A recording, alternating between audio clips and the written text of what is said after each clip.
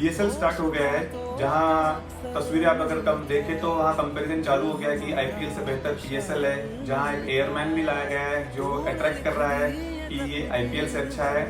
लेकिन अगर आप वहां देखें तो जो आईपीएल में कार खड़ी की गई है उसकी जगह पर उनकी एक टू व्हीलर खड़ी है, तो मुझे उसका इंजन भी नहीं दिख रहा है कि इंजन है या नहीं है बाइक में। उसके अलावा एक तस्वीर वायरल हो रही है जहाँ जेम्स विंस ने सेंचुरी हाकी है और उनको मैन ऑफ द मैच के लिए हेयर ड्रायर दिया गया है।